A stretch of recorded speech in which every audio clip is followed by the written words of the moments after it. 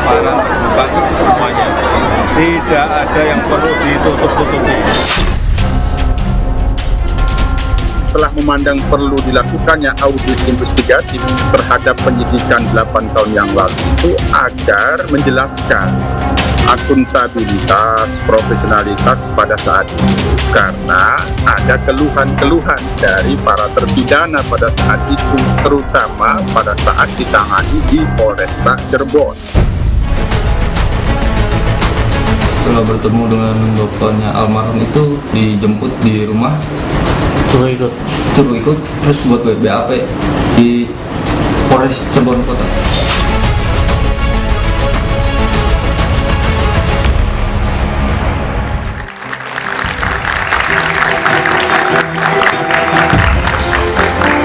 Film Vina sebelum 7 hari ternyata tak sekedar film horor. Berkat film ini, kasus pembunuhan Vina dan Eki yang terjadi 8 tahun lalu kini jadi pusat perhatian. Kasus Vina dan Eki memasuki babak baru, mulai dari ditangkapnya 1 dari 3 tersangka yang jadi DPO, hingga munculnya berbagai kesaksian dan bantahan. Film tak hanya sekedar hiburan, sebagian ternyata bisa memicu gerakan sosial, dukungan penonton film hingga tuntutan netizen membuat polisi bergerak cepat. Tapi langkah polisi justru kini berujung bantahan dan menjadi ajang saling silang. Bagaimana menyelesaikan kasus yang sudah berjalan 8 tahun silam? Apakah semata hanya demi memuaskan rasa penasaran? Inilah Satu Media Forum, Simpang Siur kasus Vina dan Eki.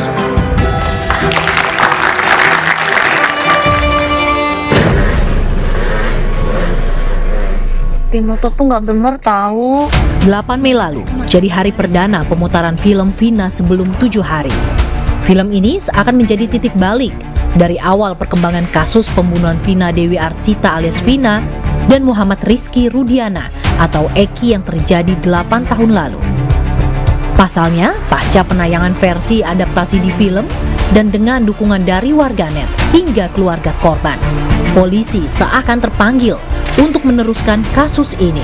Meski sudah sewindu, ternyata masih ada 3 dari 11 orang tersangka yang masih buron. 21 Mei 2024, Peggy Setiawan, seorang buruh bangunan asal Cirebon, ditangkap polisi. Ia diduga sebagai salah satu aktor pembunuhan berencana terhadap Vina dan Rizky alias Eki di Cirebon pada 27 Agustus 2016 lalu.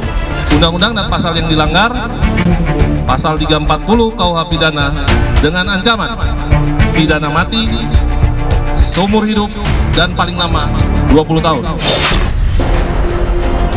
Tapi penetapan tersangka dan penangkapan Peggy justru berbalik menjadi tuntutan pra-peradilan. Kuasa hukum Peggy membantah keterlibatan kliennya atas kasus 8 tahun lalu. Persiapannya kita mempersiapkan juru bicara untuk nanti pra-peradilan, itu siapa yang akan berbicara pada saat sidang pra-peradilan, kemudian juga bukti-bukti surat juga kita sudah siapkan, sudah dileges, kemudian juga saksi-saksi juga siapa aja yang harus dihadirkan untuk menyatakan secara formil bahwa Peggy Setiawan tidak sah ditetapkan sebagai tersangka dan juga saksi-saksi ahli.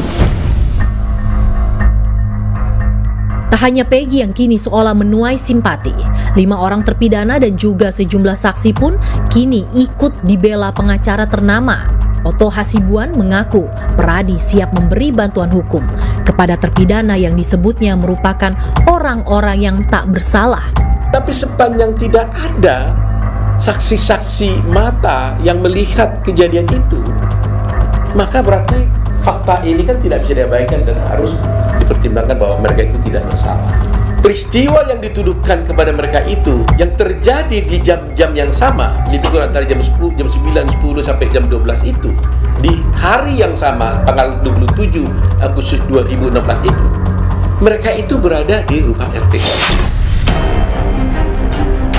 Silang pernyataan dan kesaksian kini bermunculan. Ada pembelaan dari pihak-pihak yang sebelumnya tertuduh, bahkan sudah divonis pengadilan. Bahkan kesaksian dari ayah korban Rizky kini ikut dipertanyakan. Pihak keluarga almarhum Vina yang diwakili pengacara Hotman Paris Hutapea meminta agar kasus ini diperhatikan oleh Jokowi. Maka kami dari tim Hotman 911 yang sebagai kuasa hukum dari keluarga Vina berpendapat kasus ini sebaiknya penyidikannya sementara ditunda dulu agar Pak Jokowi membentuk tim pencari fakta yang netral. Film Vina mungkin benar berdampak dan seakan membuka gerak. Tapi apakah semua kasus harus diramaikan selayaknya film agar menarik perhatian khalayak? Jika benar ada kasus salah tangkap hingga peradilan sesat, lantas kemana ujungnya akan tamat?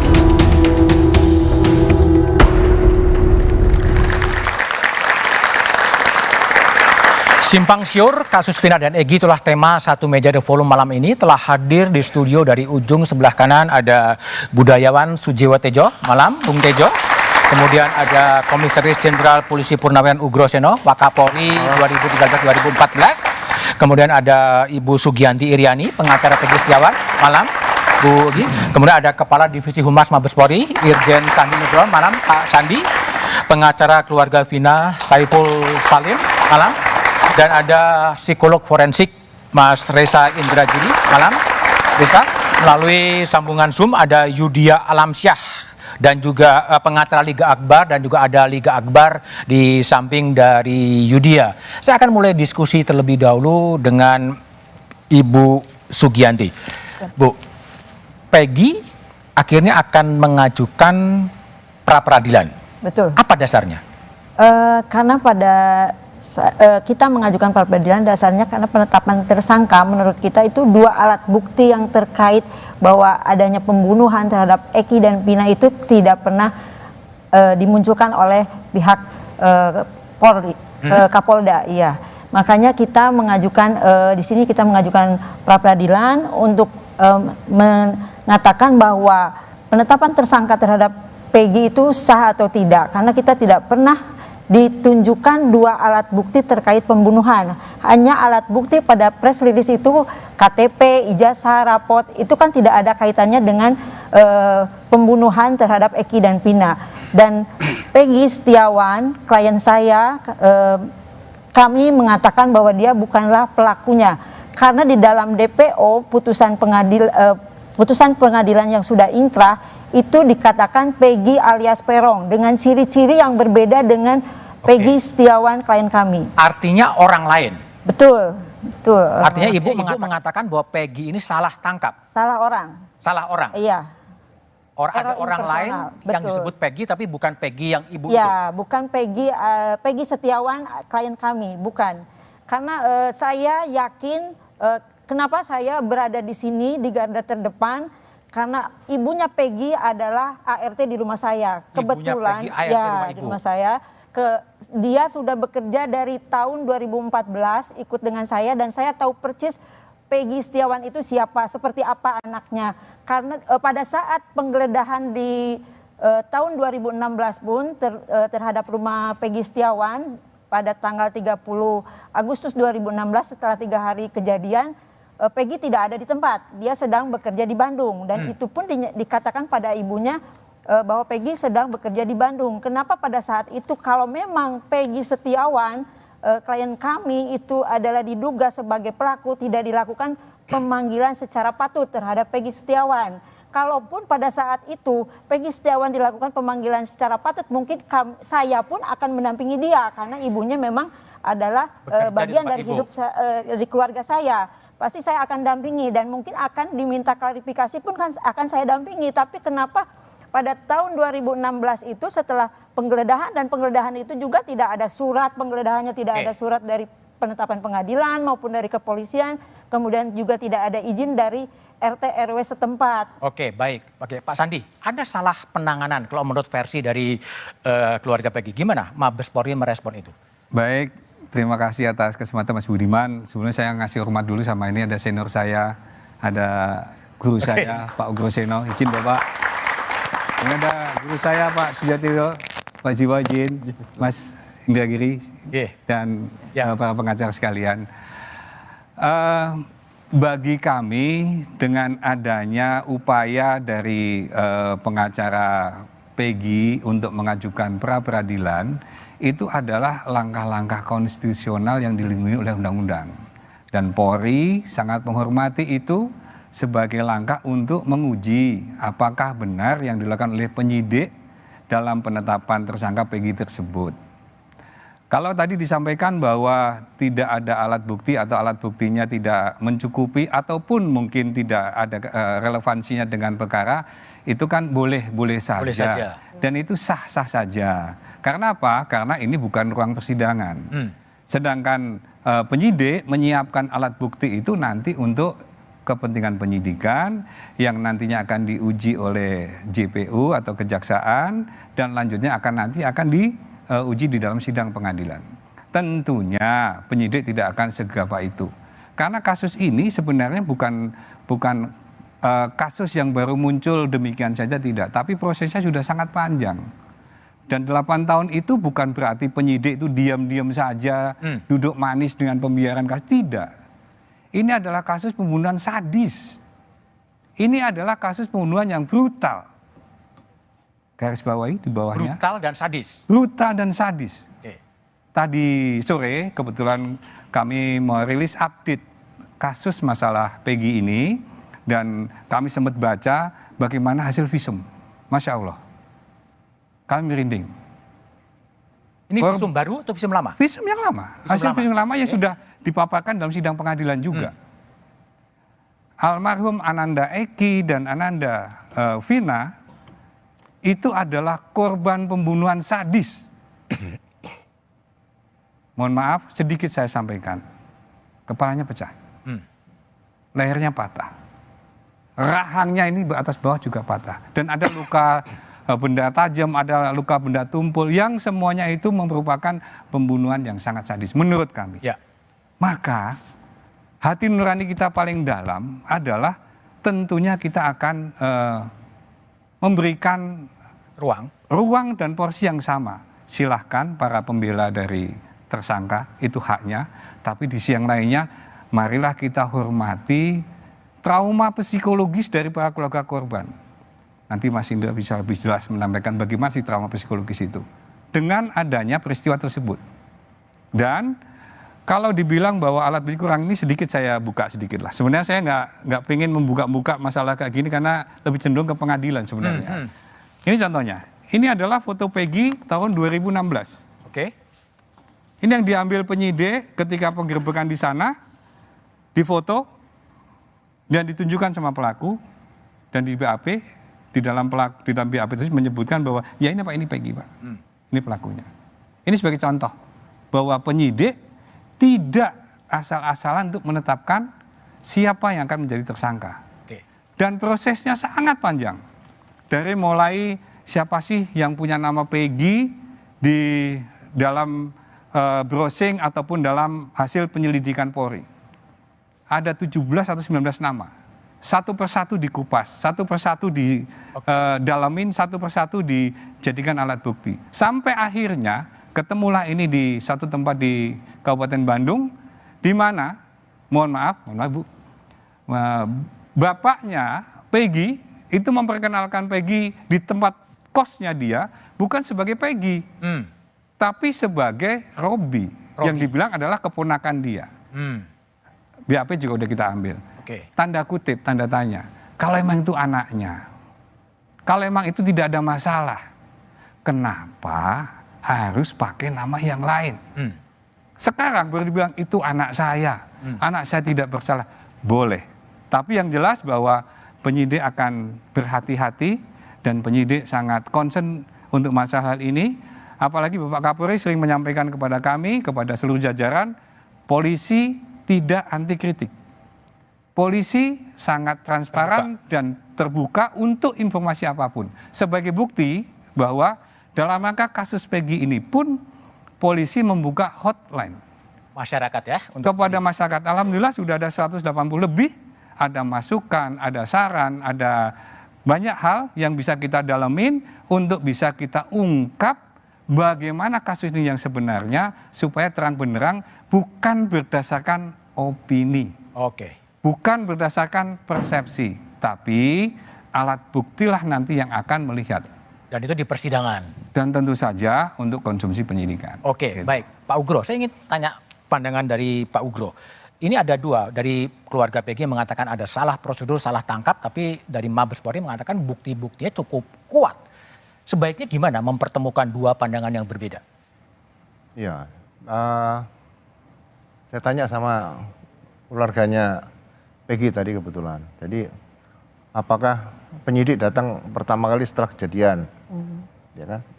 Datang ke rumah dan hanya mengambil 2 sepeda motor. Oke. Ya kan? Tadi diceritakan sama Bu pengacara Peggy Bu ya. Nah, jadi sebetulnya kalau datang ke tempat kejadian atau mengambil barang bukti kan harus disampaikan bahwa kami dari kepolisian dapat mendengar surat perintah dalam rangka kasus ini kami mencari orang yang bernama sini apakah tinggal di sini, kemudian ada kendaraan dan sebagainya. Kemudian disaksikan oleh kepala lingkungan setempat. Nah, hal-hal seperti ini harusnya ditempuh dari awal karena jangan sampai pola-pola seperti ini dianggap ini ada kejadian dianggap saja OTT seperti kalau KPK anggap korupsi. Bukan, ini penyidikan yang membutuhkan perencanaan yang matang, administrasi penyidikan yang bagus, kemudian saksi dari kepala lingkungan juga harus ada. Nah, kemudian ditindaklanjuti lagi, ya kan?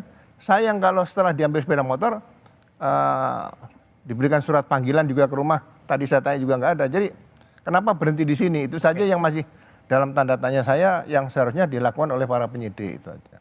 Prosedural ya yang dipersoalkan. Ya, itu harus teliti dan jeli seperti itu. Oke, baik. Bung Reza, gimana Bung Reza lihat ada dua perspektif, tentunya dari keluarga PG mengatakan ada kesalahan prosedural, tapi penyidik mengatakan bukti-bukti cukup kuat dan itu akan dibuktikan di pra-peradilan saja. Gitu. Ya, kebetulan saya juga berkesempatan untuk membaca berkas, termasuk visum et repertum dan laporan otopsi yang dilakukan oleh dokter umum 2 orang dan dokter forensik 1 orang. Dengan segala hormat saya nih Pak Sandi, ketika saya membaca visum et repertum saya tidak menemukan di situ ada simpulan bahwa kedua korban yaitu almarhumah Vina dan almarhum Eki adalah korban pembunuhan. Tidak ada. Tidak ada? Tidak ada. Bunyinya adalah kematian tidak wajar. Tetapi kematian tidak wajar tidak serta-merta bisa disimpulkan sebagai akibat pembunuhan. Saya mundur 1 langkah. Dari sudut pandang forensik, ketika kita menyimpulkan penyebab kematian, NASH, N natural. Ini bisa dianggap sebagai kematian yang wajar. Karena sakit, karena usia lanjut, dan seterusnya. 3 selebihnya ini yang tergolong sebagai kematian tidak wajar, yaitu accident, suicide, homicide. Kecelakaan, bunuh diri, dan meninggal seseorang akibat perbuatan orang lain. Nah, di dalam berkas yang saya baca, simpulan akhirnya hanya kematian tidak wajar. Tapi tidak terjelaskan apakah kematian tidak wajar itu merupakan akibat dari kecelakaan kah, bunuh diri kah, atau perbuatan orang lain kah? Tidak ada. Itu satu hal. Yang kedua, ini sekaligus mengingatkan saya pada laporan yang disampaikan oleh Rudiana pada tanggal 31 Agustus. Di laporan tanggal 31 Agustus, di laporan itu Rudiana mengatakan kurang lebih kedua korban ditusuk. Kedua korban ditusuk. Ya. Dan kedua korban meninggal di TKP tanggal 31 Agustus. Laporan dibuat oleh Rudiana. Sementara otopsi dilakukan setelah itu, kurang lebih tanggal 6 September. Ketika otopsi dilakukan oleh dokter, lagi-lagi tidak ada yang menyebut bahwa misalnya almarhum Eki meninggal akibat tusukan, tidak ada. Bahkan dokter mengatakan, menulis bahwa almarhum Eki meninggal akibat trauma tumpul. Tumpul. Bahkan trauma tajam pun tidak. Sementara pada almarhumah Vina memang ditemukan adanya trauma tumpul dan trauma tajam. Posisi trauma tajamnya di mana? Di punggung telapak tangan dan di daerah pipi. Jadi yang ingin saya katakan ini menarik untuk dicari tahu. Ya. Kenapa pada tanggal 31 Agustus Rudiana sudah melaporkan bahwa kedua korban itu ditusuk dan meninggal di TKP. Memang masih banyak misteri, termasuk juga kemudian perkembangannya adalah ada lagi kesaksian yang kemudian mencabut keterangannya. Nah, jawabannya setelah jeda berikut ini.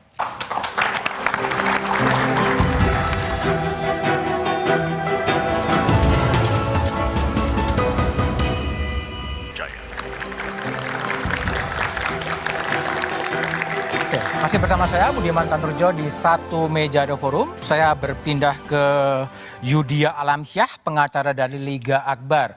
Mas Yudhya, jadi Liga Akbar mencabut keterangannya yang diberikan tahun 2016. Dari keterangan seperti apa, dicabut seperti apa, Yudhya?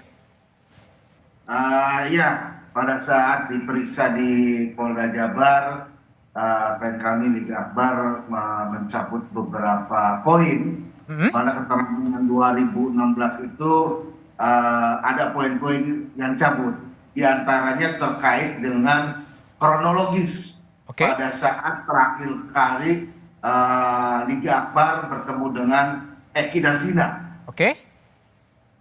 Apa? Nah, pada saat terakhir kalinya ini dari BAP yang 2016 itu bahwa pada saat Eki, Vina dan Liga Akbar nongkrong di warung depan SMA 4 itu pada malam harinya di BAP yang lama nih yang 2016 itu mereka bertiga berjalan bersama ke arah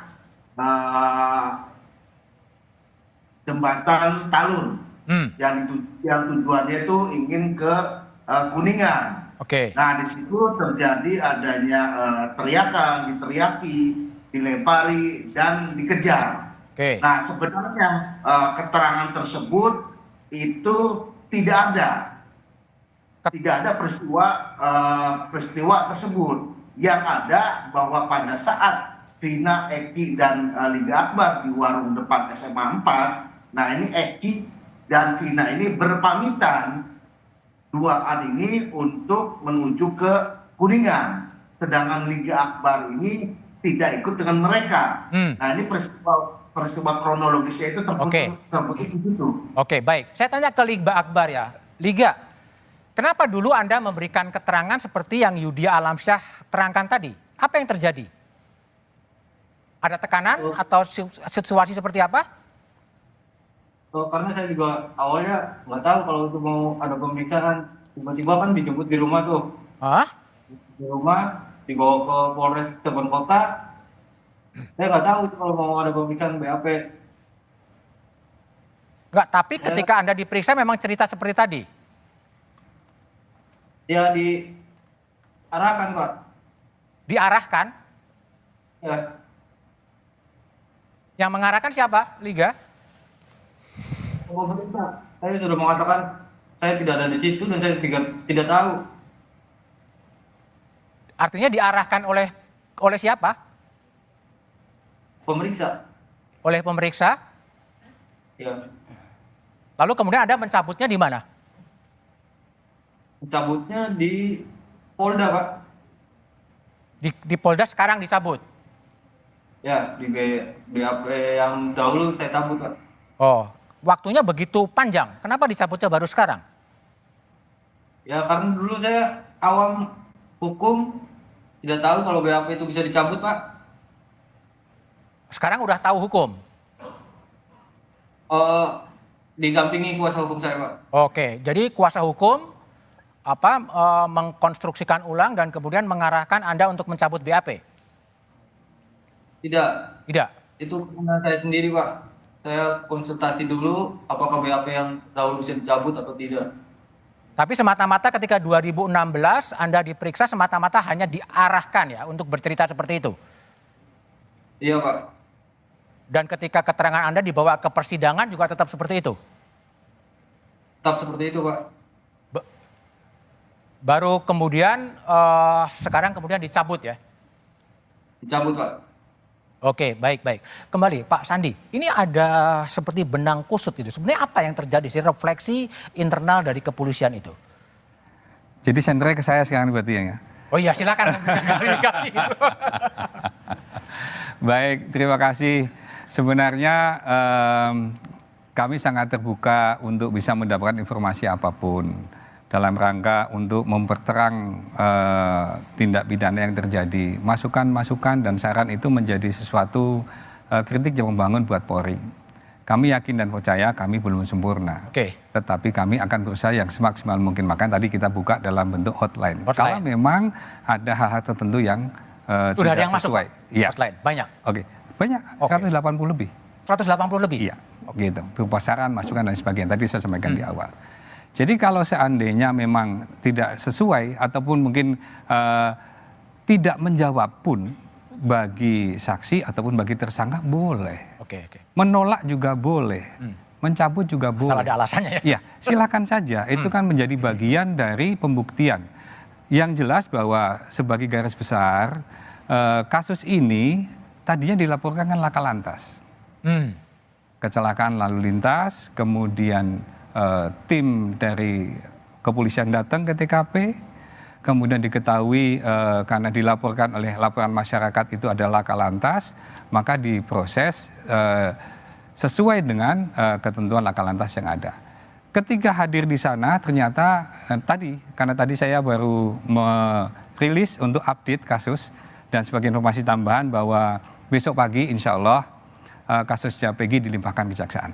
Peggy dilimpahkan kejaksaan? Iya. Berarti pra-peradilan bisa gugur ya? Oh, bukan masalah gugurnya, itu bagian dari dinamika prosedur yang hukum. dilalui. Iya, tetapi kerja keras penyidik itu telah bisa menyimpulkan bahwa kasus tersangka Peggy besok pagi dilimpahkan kejaksaan. Tadi saya update.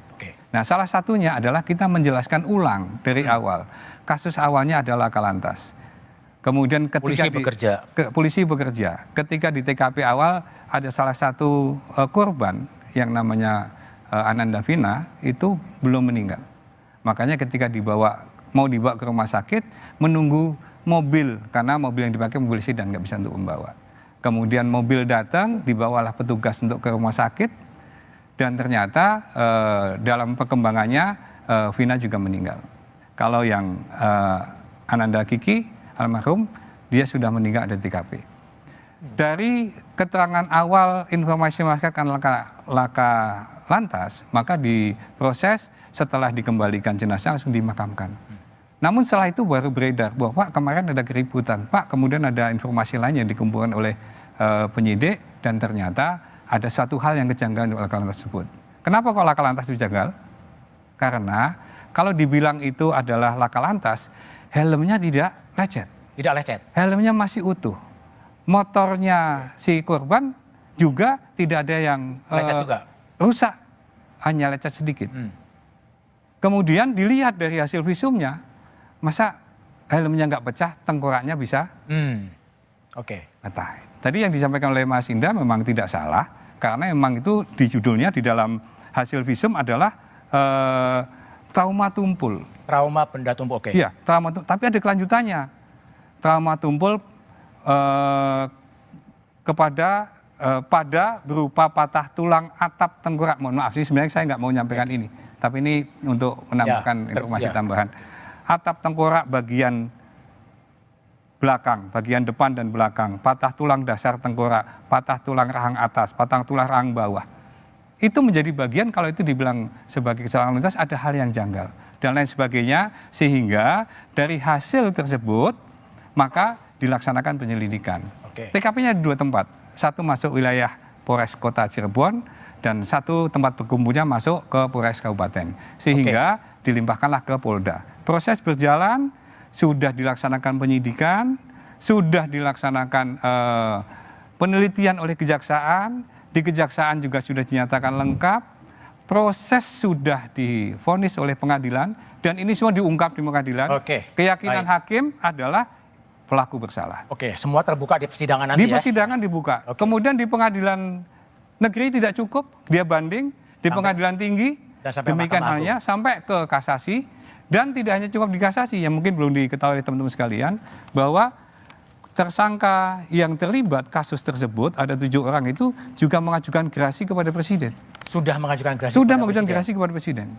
Pada tanggal 24 Juni 1999.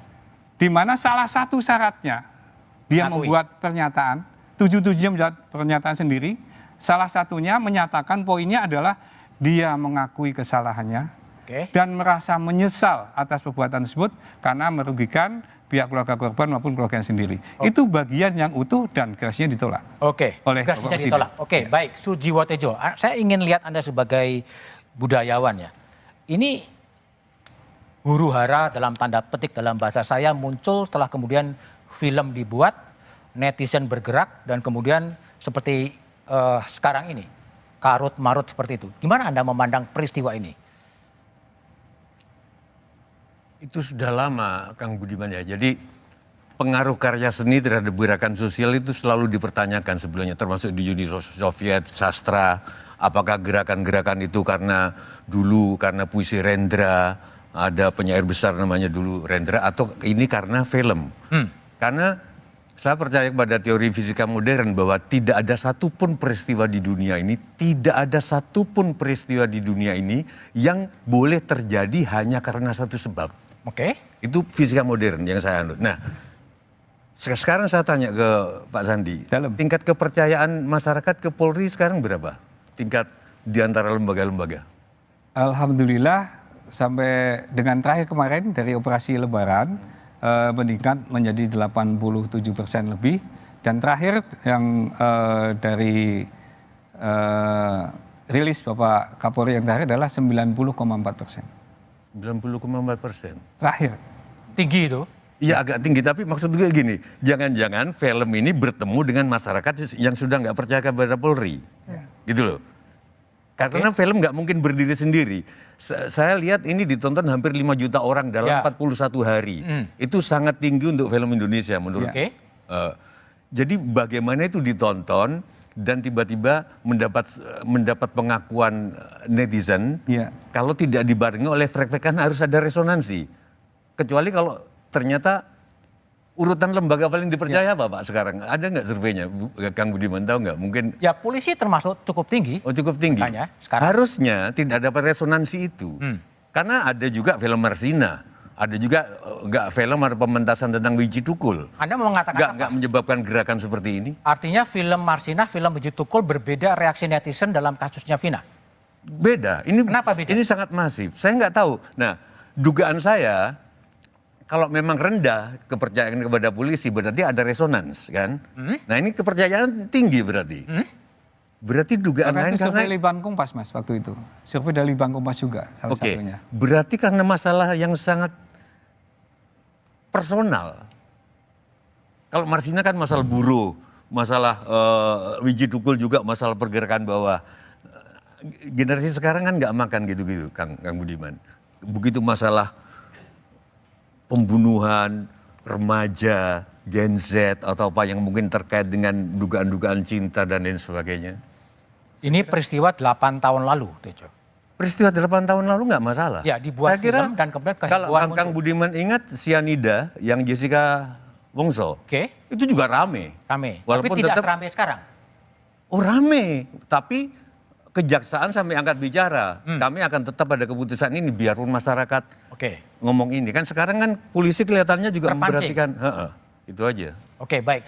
Mas dari Saiful Salim dari keluarga Vina. Sebetulnya apa sih yang sekarang kejanggalan-kejanggalan dirasakan dari keluarga Vina sebetulnya dalam kasus ini? Yang pertama perlu kami sampaikan bahwa kejanggalan yang kami lihat dalam masa proses kami dari tim Hotman 911 itu menjadi kuasa hukum di tanggal 16 Mei kemarin. Nah, setelah pasca film ini viral, pihak keluarga Vina datang ke Bang Hotman untuk melakukan pendampingan. Tentu Bang Hotman pasti akan menanyakan pendampingan apa. Perkara sudah selesai, putusan sudah ingkrah. Namun yang disampaikan oleh keluarga itu adalah masih ada 3 DPO yang belum dicari. Begitu. Nah, lalu kami membuat satu tim kecil untuk melakukan investigasi secara independen. Sehingga ini menjadi viral, salah satu perannya itu adalah Bang Hotman. Ketika Bang Hotman menyampaikan melalui sosial medianya. Sosial media. Sehingga semua mata publik itu melihat. Bikin tim mencari fakta gitu ya. Betul. Nah, oleh sebab itu ketika perkembangan yang kemudian saat ini berkembang di masyarakat, Bang Hotman juga tentu akan melihat dalam 2 sisi. Yang pertama, melihat secara objektif untuk kedudukan korban maupun pelaku itu adalah konteks keadilannya. Misalnya kita bicara soal Vina. Sekarang almarhumah Vina yang perlu kita pertanyakan, kalau memang misalnya ini adalah benar dan betul bahwa terpidana yang lain itu adalah bukan pelaku dan Peggy yang ditangkap ini adalah bukan pelaku, lalu kita abaikan soal fakta persidangan. Atau yang poin kedua, apakah ketika Vina untuk mencari suatu keadilan itu dengan mengatakan bahwa pelaku yang 7 terpidana dan 1 sudah bebas dan 1 yang telah ditangkap itu adalah Peggy dan 2 DPO lainnya, apabila misalnya mereka yang kemudian melakukan tindak pidana, lalu keadilan bagi Vina itu seperti apa? Karena saat ini ketika kita melihat proses di Polres maupun di Polda ya, itu sangat menjanggal menurut kami. Kenapa? Sangat janggal. Sangat janggal. Misalnya kita bicara soal proses penyelidikan dan penyidikan di tingkat Polres Cirebon dan penyelidikan dan penyidikan di tingkat Polda. Sampai bahkan perkara ini dinyatakan P21 oleh kejaksaan, dibuatkanlah dakwaan, dibuatkanlah tuntutan dan bahkan hakim itu memutus. Ketika hakim memutus bahwa benar 8 orang itu adalah melakukan perbuatan pidana dan 3 lainnya itu dalam keadaan DPO. Putusan hakim di dalam amar putusan yang paling terakhir itu hakim mengatakan 3 ini masih DPO. Nah, kalau masih DPO, kenapa? Yang kami sayangkan sekali itu adalah Polda Jabar itu memberikan informasi kepada publik seharusnya jangan tergesa-gesa. Masa mengatakan bahwa 2 itu adalah fiktif? Berarti sama saja dalam hal ini adalah kepolisian itu mengatakan bahwa kerja kejaksaan dan putusan hakim itu adalah tidak sesuai. Ya, oke, baik. Nah, saya ada tambahan sedikit. Oleh sebab itulah makanya menurut kami Bang Hotman sampai hari ini menitipkan pesan kepada seluruh penegak hukum, dalam hal ini adalah Polres atau Polda, itu meminta hanya 1, yaitu adalah memberikan kejelasan terkait dengan 2 DPO. Kami tidak mengejar yang lain, karena ini kita berangkat dari fakta persidangan. Mungkin seperti itu. Baik, Pak Ugro, ini kan menarik ya, banyak sekali tadi terungkap berbagai kejanggalan. Orang jika bisa seandainya mungkin tidak viral dan tidak ada film dan kemudian viral, kemudian tidak terungkap. Jawaban Pak Ugro seperti apa sih? Tapi jawabannya setelah jeda berikut ini.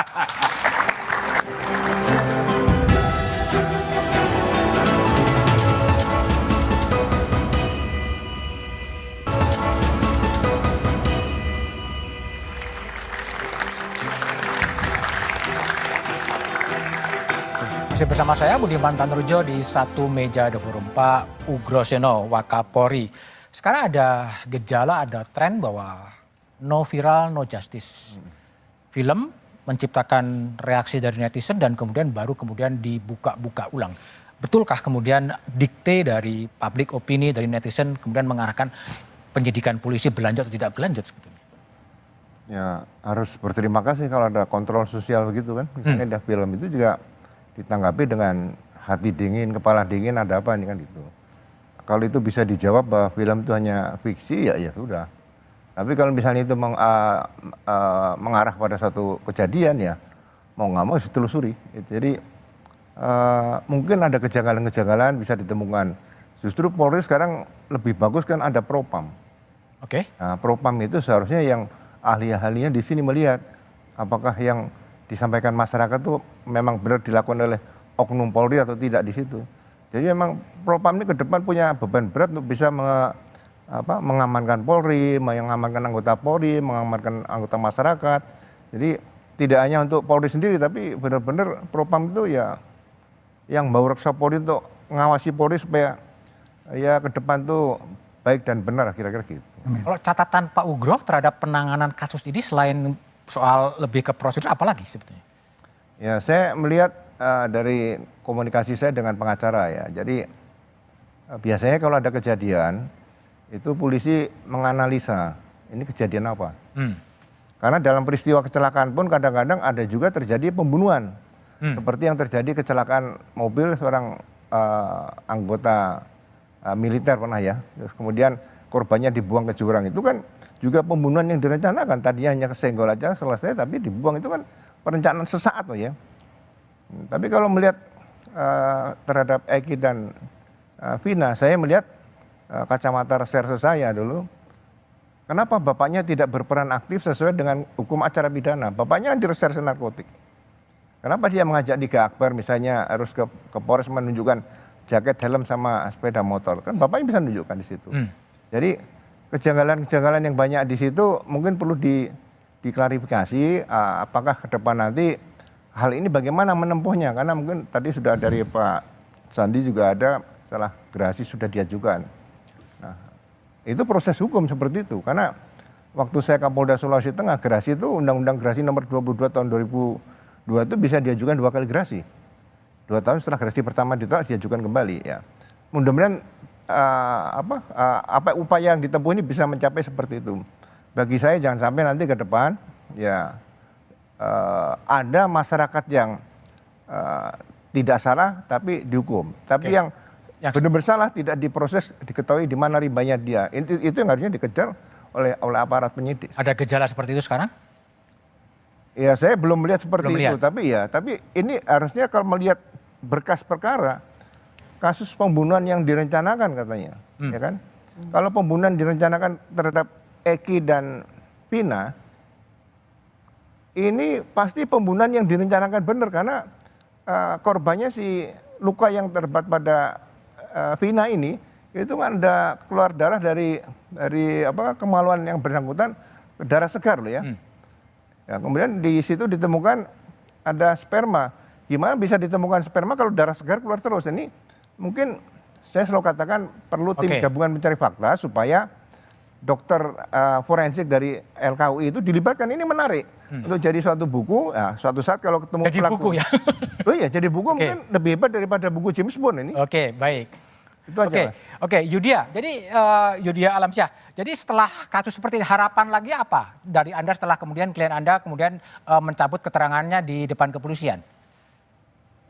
Ya, harapan dari klien kami sih yang pertama yaitu mengungkapkan kronologis yang sebenarnya. Yang kedua, ini juga klien kami ini tidak ada yang mengenal para pelaku yang masih di dalam maupun yang di luar, termasuk dengan tersangka yang baru ditangkap yaitu Peggy Setiawan.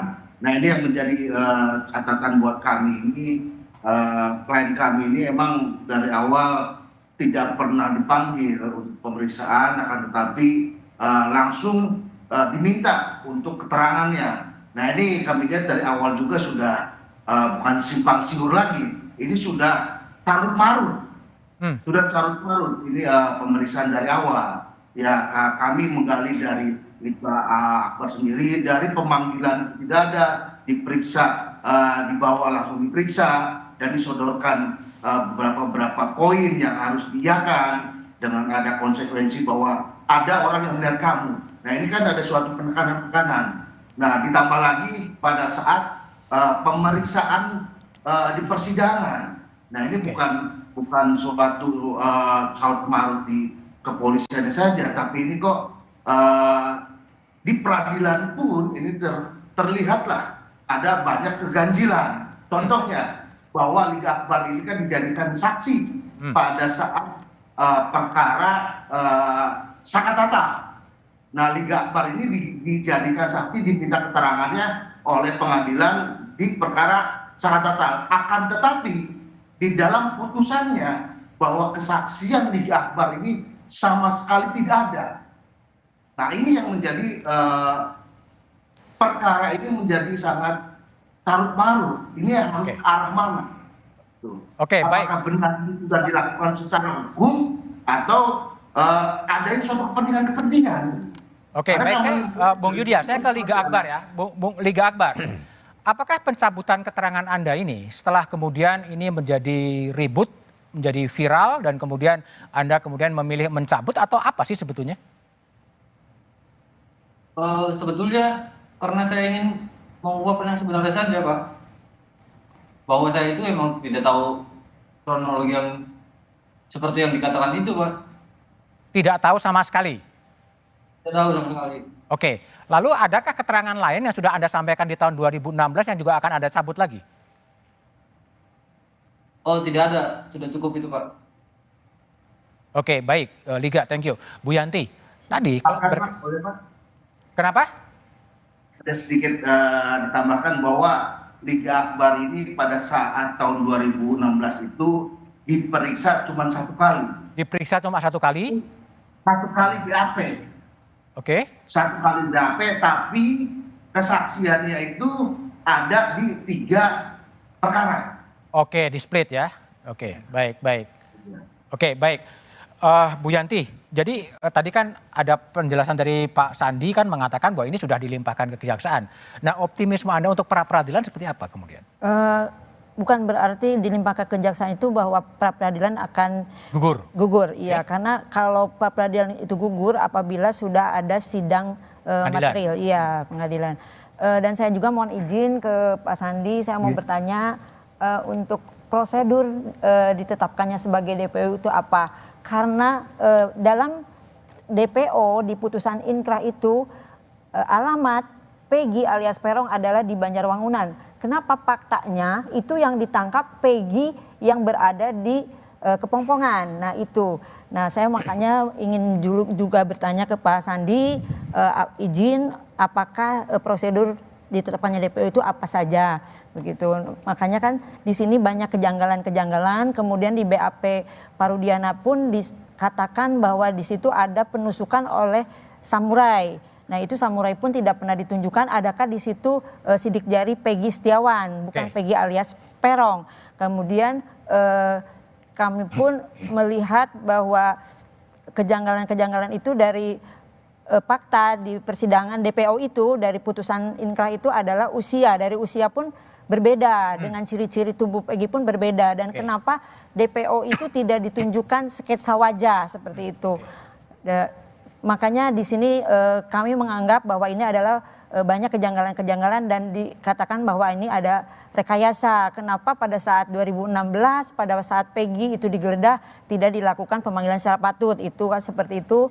Dan beberapa kejanggalan kami pun dilihat di sini. Kenapa Peggy ditetapkan sebagai tersangka itu pada tanggal 22 Agustus sebelum diadakannya pemeriksaan saksi-saksi. Pemeriksaan saksi-saksi dilakukan pada saat setelah ditetapkannya Peggy sebagai tersangka. Oke, banyak pertanyaan. Oke, Pak Sandi mau merespon dulu soal salah alamat dan salah prosedur tadi? Terima kasih atas masukan dan sarannya. Kami anggap itu saran bagi kami. Pada prinsipnya bahwa penyidik melaksanakan proses penyidikan pasti sudah penuh dengan kehati-hatian. Jadi apa yang dituangkan penyidik dalam BAP dan apa yang produk yang dibuat oleh penyidik, baik itu dalam bentuk BAP maupun dalam bentuk DPO, itu sudah berdasarkan hasil keterangan para saksi, keterangan ahli mungkin atau mungkin ada alat bukti lainnya yang menguatkan. Jadi bukan asal membuat DPO, kemudian bukan asal menetapkan DPO, tetapi semuanya berdasarkan dari rangkuman alat bukti maupun saksi-saksi yang ada. Oke, baik Pak Sandi. Reza, jadi kalau dilihat ya, seberapa yakin Anda yakin bahwa kepolisian akan transparan kalau tidak ada dan transparan kalau tidak ada tekanan viral dan kemudian film? Entah apa alasannya, saya menangkap kesan kuat bahwa Polda Jabar ini berulang kali memposisikan dirinya justru berseberangan dengan pengadilan negeri. Berseberangan dengan pengadilan negeri. Ya. Pertama terkait tadi disampaikan oleh Mas Saiful. Ketika Majelis Hakim di pengadilan negeri menyatakan ada 3 DPO, Polda Jabar tanpa lewat proses hukum apapun menganulir 2, tinggal 1 DPO saja. Oke. Itu ternyata bukan satu-satunya saja. Di Polda Jabar di reskrimumnya mengatakan bahwa Peggy adalah orang pertama yang melakukan perkosaan terhadap korban.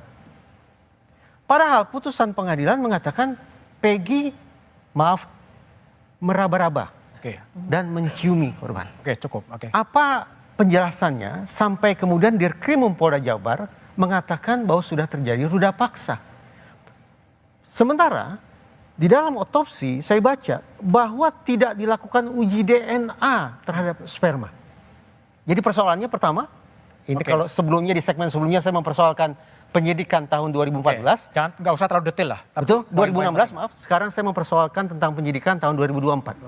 Pertama, apa gerangan alasan yang dimiliki oleh Polda Jabar untuk menyimpulkan bahwa Peggy melakukan perkosaan, sementara putusan pengadilan negeri menyatakan Peggy tidak melakukan itu.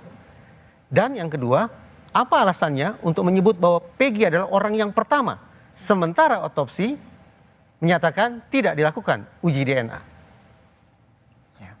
Oke, baik. Kalau saya kembali ke Mbah Tejo ya.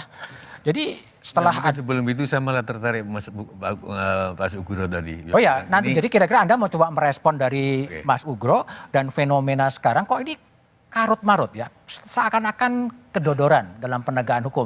Harus viral dulu, kemudian sekarang ditekan oleh netizen, kemudian penyidikan harus berjalan, sekaligus respon dari Pak Ugro, tapi analisa Anda setelah jeda berikut ini aja.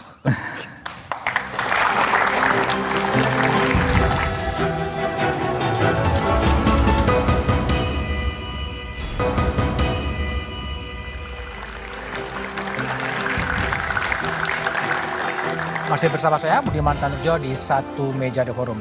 Sujiwo Tejo, no viral, no justice. Itu kondisi sekarang. Ya, tapi saya makanya mau menggarisbawahi Mas Ugro tadi. Kebetulan namanya nama Wayang. Saya jadi teringat keponakannya Ugroseno itu namanya Kresna. Nah, Kresna ketika ketemu Drupadi di bumi, Drupadi ngajak nikah. Kresna nggak mau, jangan, kita nggak bisa nikah. Kita nikah di alam mimpi saja. Enggak. Aku pengen, ini mimpi gak nyata. Enggak, di dalam cinta mimpi adalah fakta. Maksudku, hati-hati dengan film. Kalau masyarakat emosinya sudah ke sana, film itu lebih nyata dari kenyataan. Jadi film itu Mas Andi, ini lebih nyata, maupun dasarnya katanya cuman orang-orang kesurupan atau apapun aja. Itu lebih nyata. Banyak orang yang kenal istrinya 25 tahun, tapi begitu kenal bintang film hanya di film sekian detik dia jatuh cinta. Artinya hati-hati dengan film. Ini fakta. Nah, nanti gimana pertanyaan baliknya? Kalau keputusan hasil kerja kepolisian berbeda dengan bayangan orang tentang film ini, walaupun diskusinya kita bisa melebar, karena untuk di masa depan film-film yang berdasarkan kenyataan yang mengklaim diri atas dasar kisah nyata harus cover both side mestinya. Nah, ini masalah perizinan film, makanya mungkin artinya kita harus berterima kasih pada produser film itu. Pertama harus berterima kasih, orang pasti ada baik buruknya. Tapi kalau nggak ada film ini mungkin nun sewu Pak Sandi juga agak gedandapan kayak gini gitu loh. Tapi kalau ceritanya dari satu sisi, bagaimana kalau nanti cerita Pak kepolisian yang betul? Walaupun masyarakat punya banyak memori, walaupun Gen Z enggak, tapi orang-orang tua banyak memori. Sengkon Karta, dia petani biasa loh ya, dia merampok dan membunuh. Terus waktu zaman Pak Harto ingat nggak ada Peragawati, nggak usah saya sebut, Peragawati terkenal, pembunuhnya disangkakan ke orang lain. Oke, terus sekarang kita, oh itu kan kalangan bawah, kalangan atas, enggak. Kita semua deg-degan ini. Saya kenal Pak Antasari, Ketua KPK. Dari ngomong-ngomong patut diduga menurut saya, bukan dia pelakunya, patut diduga lah. Tapi dia menanggung walaupun dapat gerasi dari presiden. Ini gimana? Artinya Anda juga menangkap tren salah orang? Salah orang, dan bukan cuman kalangan Sengkon Karta, tapi Antasari mantan jaksa. Itu bisa terkena? Kalau betul dugaan saya loh ya. Bisa kena, Budiman bisa kena. Aku nggak berani ngomong sampai. Oke, baik. Mas Reza, ini udah terlalu sengkarut ya, meskipun tadi ada soal kebenaran versi film, kebenaran versi putusan pengadilan. Jalan keluar yang mau Anda tawarkan untuk menyelesaikan sengkarut ini seperti apa? Tetap di jalur... Menurut saya ada dua agenda besar yang perlu dilakukan oleh Polri. Sejak awal saya konsisten mengatakan mencari-cari DPO bukanlah suatu hal yang patut diprioritaskan. Bukan hal yang patut diprioritaskan. Tapi justru melakukan eksaminasi ke titik hulu, itulah merupakan kunci bagi terurainya misteri ini.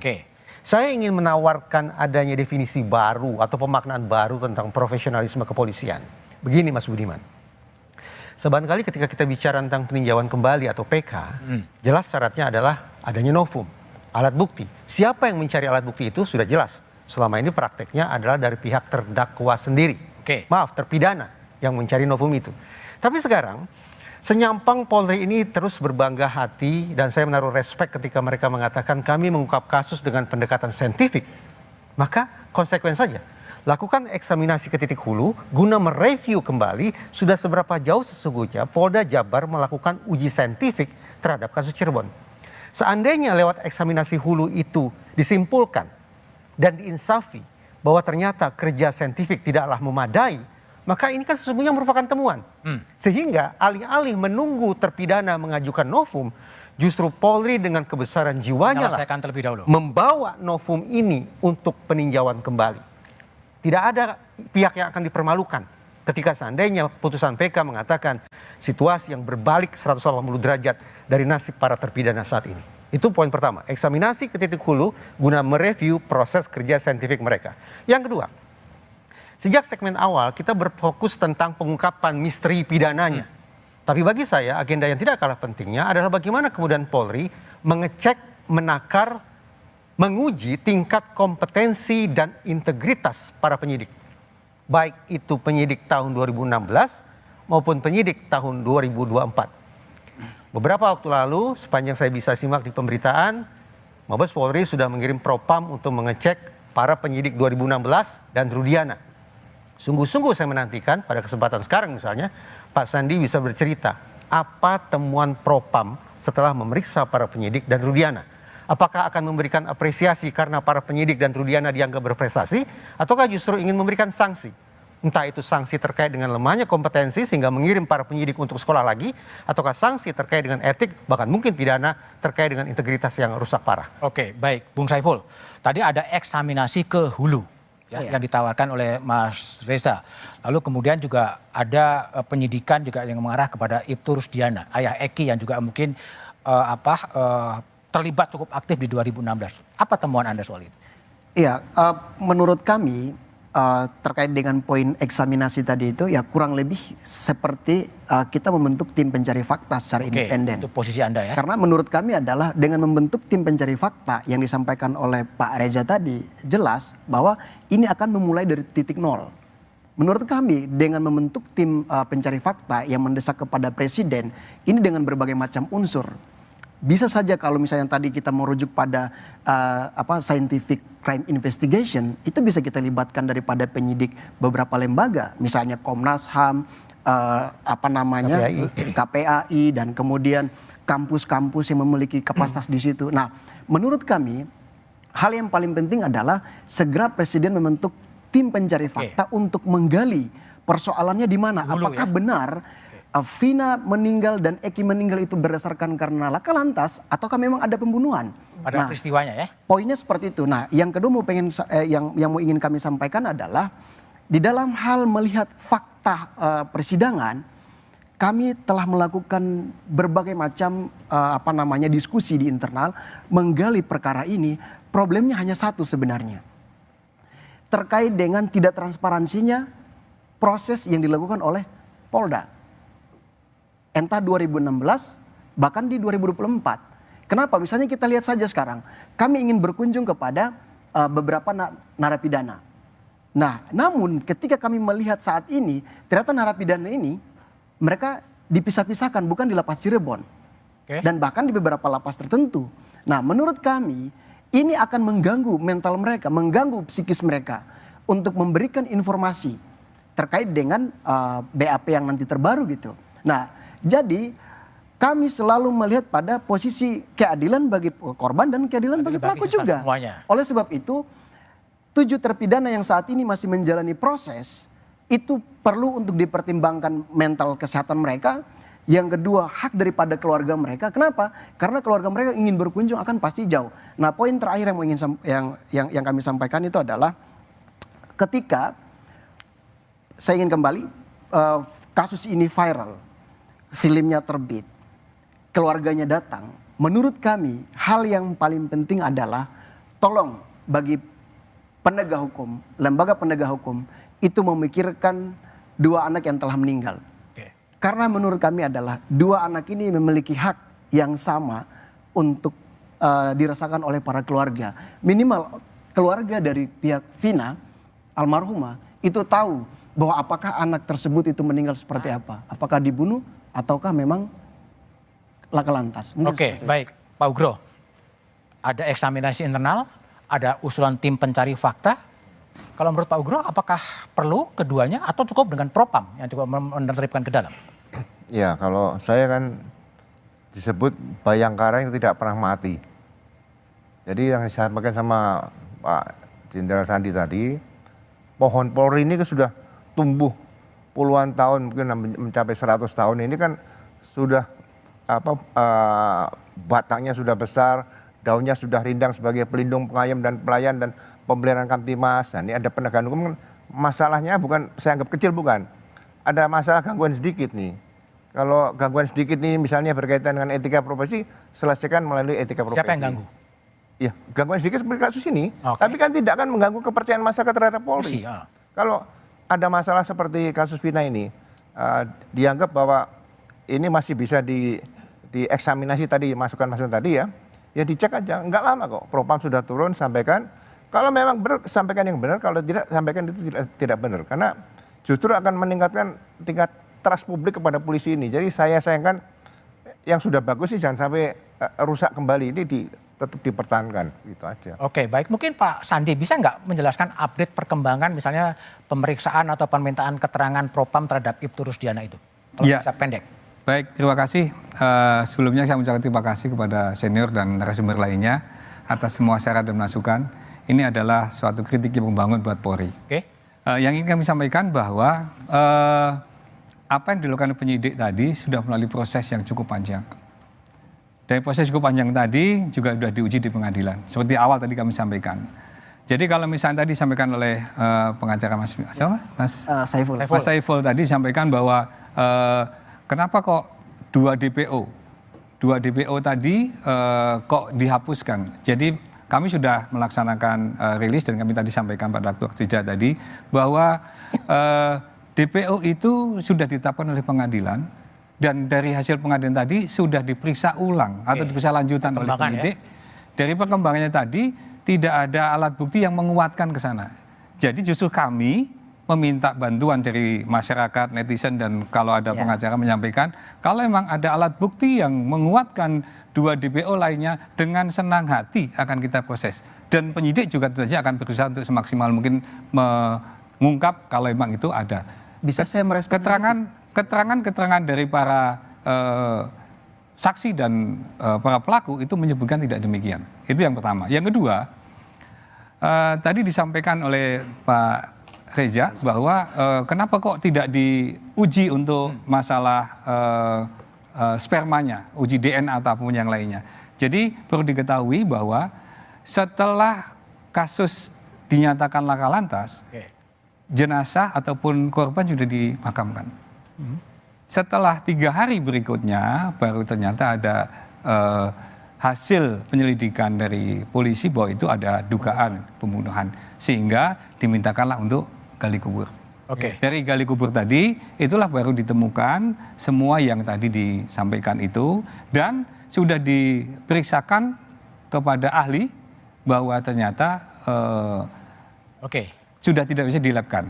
Kemudian yang terakhir yang ingin kami sampaikan bahwa sebenarnya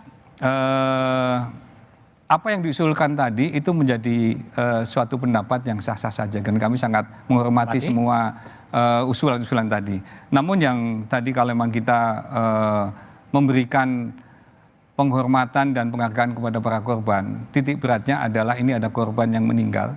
Dan ada korban meninggal tadi, ini perlu kita tindak lanjuti sesuai dengan prosesnya. Dan ada satu lagi Mas yang perlu dipahami. Kalau memang dari keluarga pengacara dari keluarga korban tadi juga memang serius untuk menaiki kasus tersebut, ini ada salah satunya adalah hasil pengadilan tadi kami sampaikan pada waktu rilis tadi sore. Rilis tadi sore kami sampaikan bahwa ada hasil dari pengadilan di bawah pada waktu sidang pengadilan tersebut disampaikan ditanyakan oleh hakim kepada salah satu saksi, di mana saksi tersebut sempat didatangi oleh pengacara dan pengacara tersebut menawarkan sejumlah uang agar tidak menyampaikan informasi yang diketahuinya. Dan itu semua ditanya sama hakim. Ada nggak di sini pengacaranya? Ditanya, ada Pak yang itu. Nah silakan dicek kembali.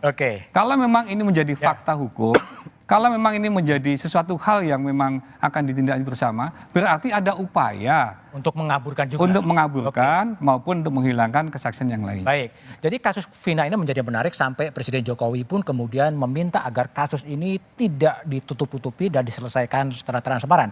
Kemana arah Vina kasus Vina akan mengarah setelah jeda berikut ini?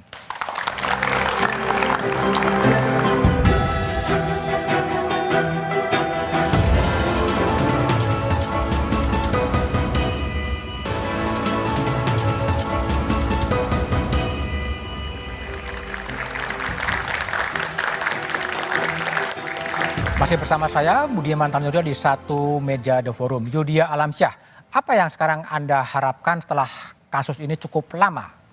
Apa yang diharapkan?